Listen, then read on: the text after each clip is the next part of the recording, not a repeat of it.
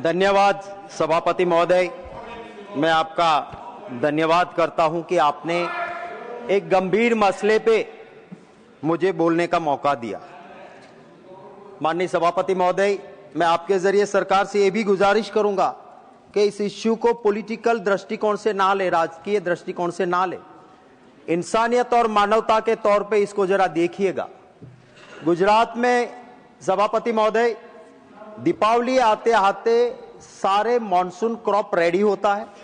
दीपावली का दूसरा दिन होता है हमारे न्यू ईयर गुजरातियों का, और न्यू ईयर के बाद तुरंत ही क्रॉप कटिंग शुरू होती है। बदकिस्मती से इस बार पूरा क्रॉप तैयार था और दीपावली के 2 दिन से लेके लगातार बारिश होती रही।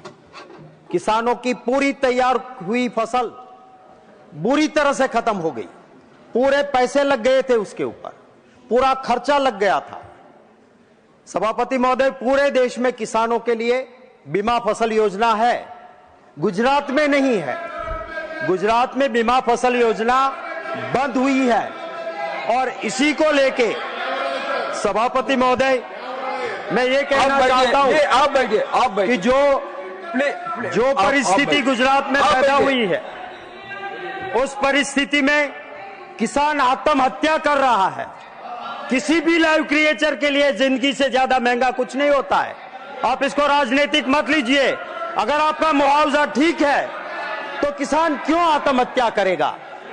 बार बार किसान आत्महत्या कर रहा है।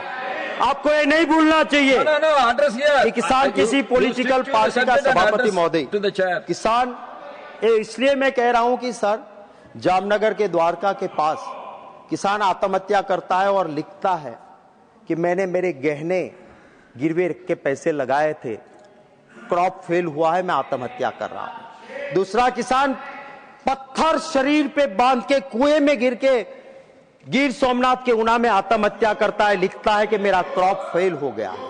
तो इंसानियत से लीजिए इसको, पॉलिटिकल मत लीजिए इसको। अरे वो राजीव गांधी थे जिन्होंने पहली बार किसान के लिए बीमा फसल योजना लाए।